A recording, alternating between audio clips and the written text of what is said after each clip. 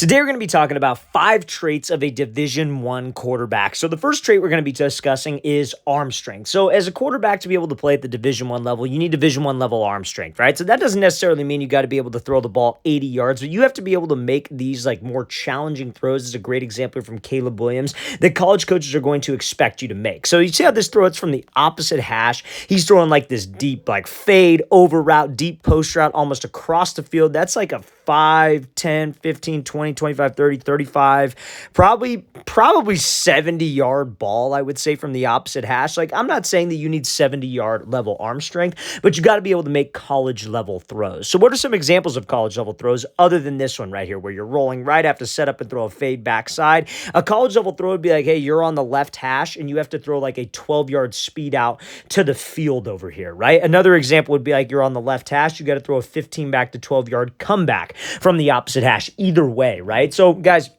I train quarterbacks in Southern California, and a lot of the times, especially this time of year, we're in a position or we're in a period called the contact period, right? That's when different college coaches will come out to schools. They're trying to recruit talent. They'll have quarterbacks and wide receivers work out for them. And every single time that I've had a quarterback work out for a Division I level college coach, they ask them to throw a timing speed out from the opposite hash and a deep comeback from the opposite hash. So those are the throws that you have to make. Now, I'm not just going to tell you that you have to make those throws and then not tell you some things that you could work on to improve those areas of your game, right? So you've probably heard me harp on mechanics before on different videos on this channel, but some other things that can help you with arm strength as a QB. Where does most of your power come from as a quarterback? It comes from obviously your base, so your legs, and then your core. So those are 2 areas that I highly recommend that you work maybe 2 to 3 times a week in the gym, is your legs and your core. Now maybe legs, probably not 3 times, but probably 2 times a week, getting a squat rack, do different single leg strengthening exercises to help you create more ground force in your throws, and then strengthening your core by doing like rotational exercises like med ball rotations, med ball slams up against the wall, and honestly anything explosive can help your throwing mechanics and can help you generate more power on your throws. So those 3 areas: explosive movements to generate fast twitch or create fast twitch muscle fibers in your body, leg strengthening exercises, and core strengthening exercises. All of those things will help you get that Division I level arm strength. So now, before we get into the second trait of a Division I quarterback, if you're a QB and you would like to train with us this offseason, we are going to be coming out to 12 more states this year, you guys, for 2-day-long QB and wide receiver training camps. So check out that very first link in the description below if you're a quarterback and you would like to train with myself and my staff of coaches for 2 whole days. We are going to be coming out to Charlotte, North Carolina next, Portland, Oregon, Dallas, Nashville, Chicago, Buffalo, Atlanta, Houston, Philly, Detroit, Boise, and Los Angeles. So guys, you want some more information on that, how you can sign up, check out that very first link in the description below. We'd love to have you out if you're local to one of these cities or would like to travel out to one of these cities. So again, very first link in that description below. Let's get back to this video. So now, second thing that I think all Division I level quarterbacks need to have is going to be extend play ability. So I'm not saying that you need to be Lamar Jackson. I'm not saying you need to be Johnny Manziel and running circles back here, set up and throw deep. Lamar Jackson, pull a zone read and take it 70 yards. But you got to be able to operate back there. You got to be able to extend the play. So this is a great example of Caleb Williams doing that. So now this is Caleb Williams when he was at Oklahoma. Now again, do you have to make these types of throws? Probably so. I'm going to be honest with you guys, because as a college coach, how do they recruit players, right? Like obviously, they're looking for height, they're looking for weight, they're looking for different, like they're at camps, they're looking for talent, showcases, whatever. But the most important thing that gets you recruited is your film, your varsity film, because film does not lie. And when you look at the difference between Division I quarterbacks and like a guy who maybe doesn't play Division I, a guy who plays D3 ball, NAI, not that there's anything wrong with that. I'm just saying that look at the difference is that there are these types of throws that college coaches don't expect them to make, right? So like a guy who just sits in a clean pocket, he's got all day to throw, he's not getting any pressure, and he just throws like a little drag that's wide open. The drag goes and scores, takes it 40 yards. The receiver, that's a highlight for the receiver, not necessarily the quarterback, right? But when you're getting some pressure, you could step up in the pocket, you could set your feet, throw on the run. These are throws that college coaches don't expect you to make. Guys, you have to understand the quarterback position is one of the most competitive positions in all of sports. It's the hardest position in all of sports. And they're not looking for guys, because you got to think about how many quarterbacks there are in the country, right? Think about the state that you're in. Think about this, or think about the city city that you're in. How many quarterbacks are in your city? Think about the state that you're in, then think about the entire country. That's a lot of quarterbacks all competing for one specific spot on a Division I college roster. So they don't want the guys who could just stand in the pocket and they have to have a wide open receiver. They want guys who can extend the play. So that's the second thing I would say that a D1 quarterback has on their film. They have extend playability, whether that's throwing on the run, whether that's maybe you being a dual threat, that is extend playability, or being able to step up in the pocket, even if you're not a dual threat, and extend the play and get the ball to your playmakers when the play breaks down. So how can you work on this, right? Because I'm not just going to tell you that you need to have it without telling you how to work on it. So what you should do is whenever you train, let's say, for example, you train, you're out at the field with a couple receivers. Let's say you guys are running dig routes, right? So I would work, let's say you want to work 6 reps on a dig route.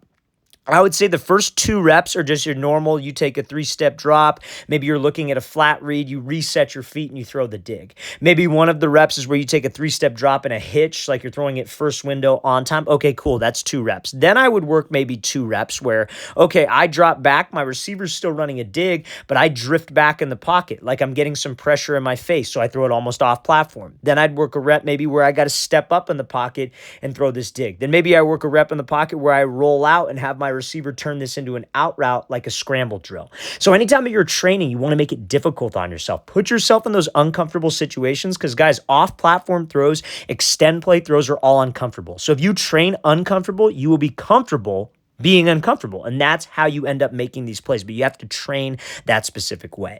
So now, third trait of a D1 quarterback, I would say, is having a high football IQ. You got to be able to understand defenses. This is especially if you're not that eye test or arm strength guy. Like, let's say you're just like an average build quarterback. Let's say you're 6'1", like 180 pounds, whatever. You want to play Division I college ball. You're a good quarterback, you're accurate, whatever, but you don't have arm strength that jumps off the table. You're not like Caleb Williams running around back here making plays. Maybe you can step up in the pocket. Maybe you buy some time a little bit, but you're not a dual threat.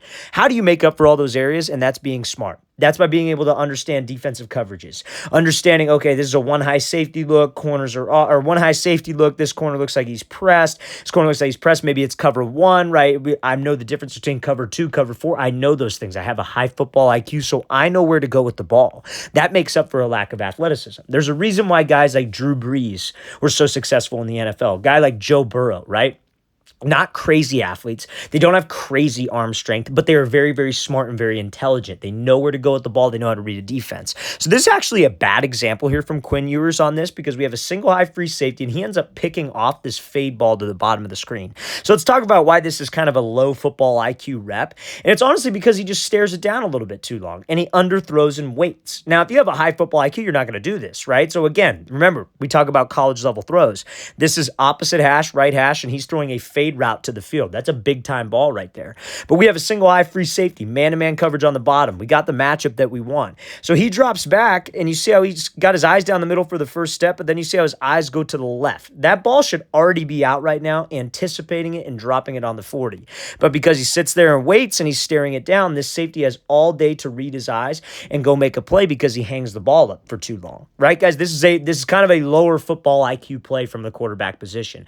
What this ball should be is like the first step of his drop, his eyes should be down the middle, 2, 3. That ball is either out right there on the third step or we take a quick hitch and we don't hesitate and get that ball out right now because this is a far throw for anybody. And Quinn Ewers has a college level arm strength, D1 level arm strength. So having a high football IQ will help you make up for that lack of arm strength or maybe a little bit of extend playability, saying that you're not a true dual threat. So that's one of the things that I highly, highly recommend for you guys to work on is knowing coverages, knowing defenses, and study your playbook, guys. Your high school playbook, you should know like the back of your hand. And that should be that's honestly the easiest playbook that you're going to get from here on out, right? Okay, so now, fourth trait and fifth trait. I don't necessarily have a video clip for you guys, but you're going to have to bear with me here.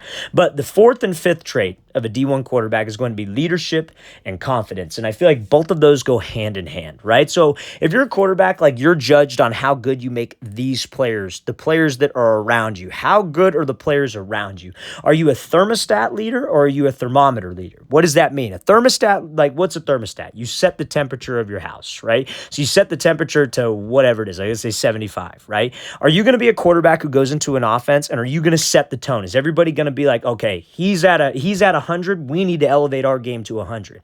Or are you going to be the guy that goes into an offense and everybody's operating at an 85 and you want to just sit back and just, I'm just going to kind of go with the crowd. I'm going to kind of mold with the team and be at 85. Or are you going to set the tone? You have to set the tone. And how you do that is by leading by example, showing up early, showing up to everything. All of those things is what develops you into a better leader, I would say. And now the other thing, confidence, right? So confidence is one of those things that comes from positive self-talk and doing the work, right? So all the stuff that we talked about, working on your arm strength, extend playability by training uncomfortably, knowing defenses, all those things are the little things, right? But the little things add up and give you more confidence because I've done the work. But here's the problem. Guys will do the work and then they're not telling themselves the right thing. They get into a game scenario, they start to panic, they start worrying, is the offensive line going to block for me? Is my receiver going to run the right route? You have to do your 1/11th. On the football field, there's 11 guys, right? 11 guys on a team. All 11 guys have their own individual jobs, whether that's blocking, whether that's running a route, whether that's the right type of pass protection, whether that's the running back running a route, whatever it is, everybody's got their job. For a play to be successful, everybody's got to execute their job. So you can't control what the line does. You could put them in the right position, calling a protection, changing the protection, but at the end of the day, you can't control if they miss the block or if they make the block. Can't do it for them. So you can't worry about it. You have to be so hyper-focused and laser-focused on your job, which is reading the defense and delivering an accurate ball. Not even worrying about if the receiver's going to catch it or get to the right spot. You got to trust that he's going to get there. And when you're focused on your game and you're taking things one play at a time, one rep at a time, your confidence level starts to go up because you're just focused on what you can control. You're not as nervous. You're not as anxious. And then another thing I recommend, don't let the result of the play dictate your emotions. I think that the best quarterbacks are very even-keeled.